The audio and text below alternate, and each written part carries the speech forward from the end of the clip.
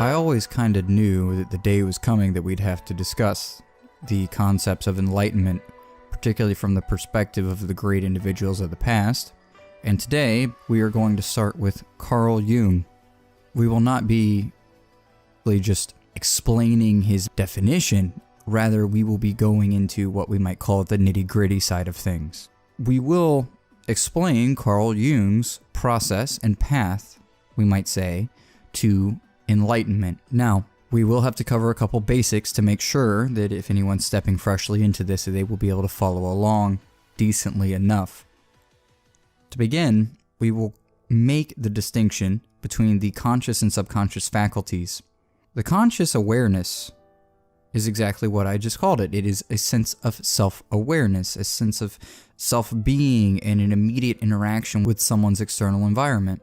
The subconscious faculty, however, while tending to be seen by Carl as a mix of repressed past memories and things of that nature, this is true. It can house such things, but essentially the subconscious mind, we might say, is a subliminal inscription tool. It is a hidden tier of awareness because it is constantly taking in information, much like the conscious mind.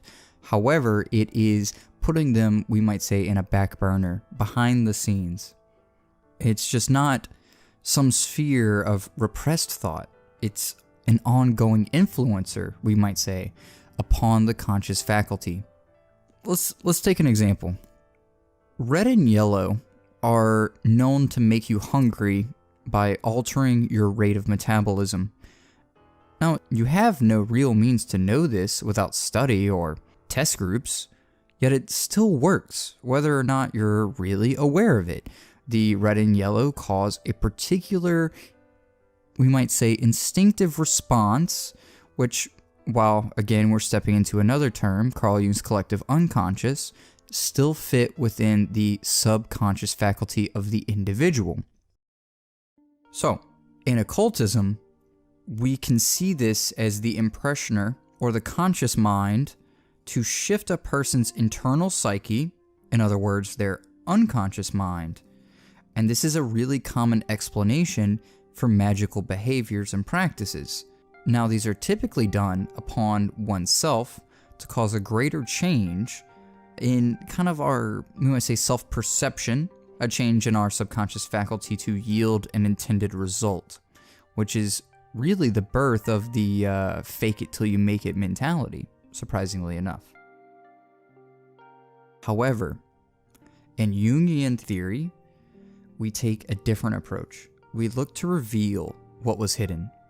Now, that's a really big point, to reveal what was hidden and bring it into our immediate awareness, which Jung himself coined the term individuation.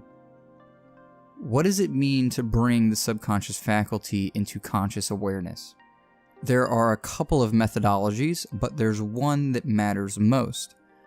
Being aware of how the subconscious mind impacts your subconscious faculty is a major stepping stone. Now, I graduated in marketing. It's honestly our mode of study many a times. This is something that the common person is really not privy to. Now, what does that mean? What is this hidden thing? We should acknowledge a couple of common signs, or we might say instances of this. First of all, a business logo.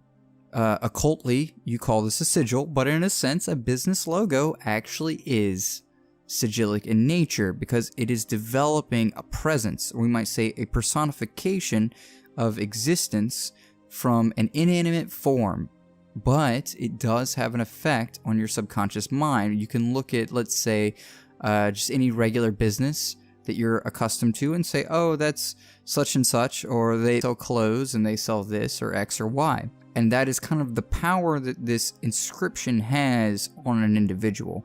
It has revealed itself to hold certain quality and content that the person's subconscious faculty is far more aware of, but it's so strong that they are still consciously aware of it via the avenue of experience. So, that is, in a sense, a way to be consciously aware of the subconscious. But Jung had a very special interest, and this was in the idea of certain events being unaffected and undeterred by the conscious faculty, and this was going to be dreaming.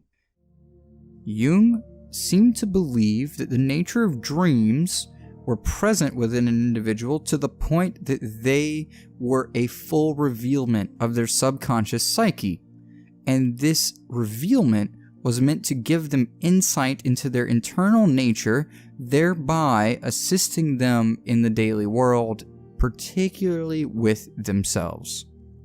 Now, that was a very roundabout way to say that Jung believed that dreams gave us some insight into how we feel and what's going on in our lives from a subconscious perspective, not a conscious perspective, but we apply our conscious rationality to the subconscious perspective and thereby get some form of answers.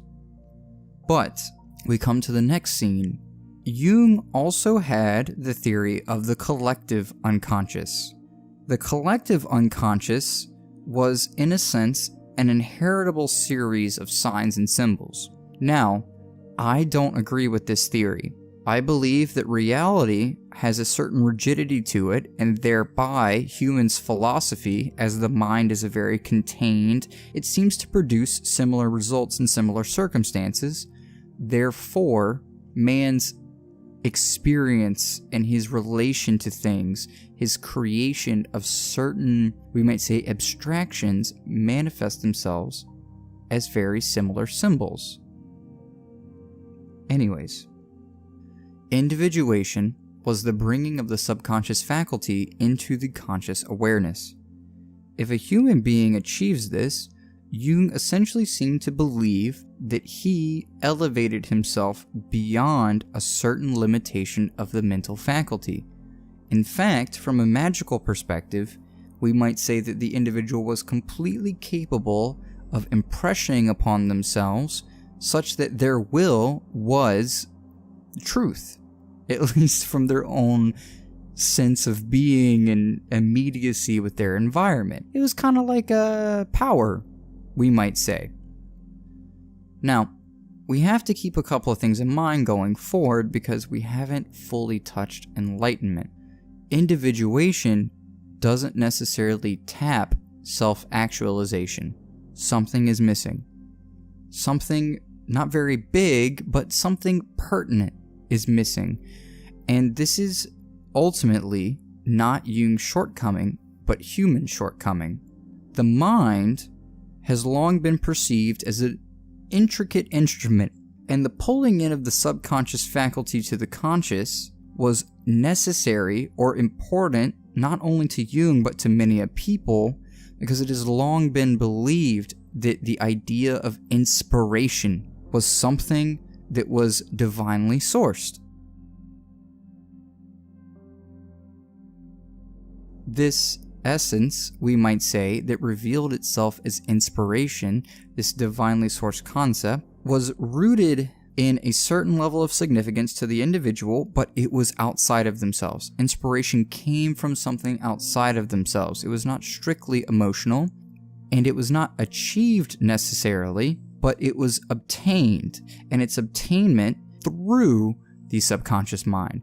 Had this a belief that the subconscious mind acted as a gateway to a certain level of reality that the conscious mind wasn't aware of, coming back around to the fact that the subconscious mind notices things that the conscious faculty does not because they are deemed unimportant. But subtleties are immensely important.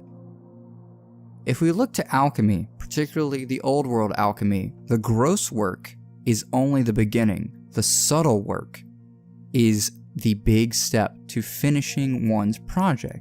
So, this subtlety of expression coming into one's immediate psyche was Jung's gate to enlightenment. He believed that if you could touch upon these intricacies, that you would eventually find the deeper intricacies that were of a supernal nature, thereby finding a sense of enlightenment.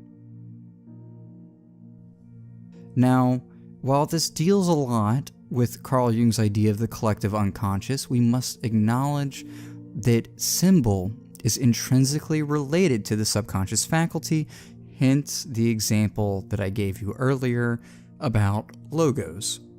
So, on the matter of symbolism, we must acknowledge one thing, and it's man's willingness, we might say, to divine himself.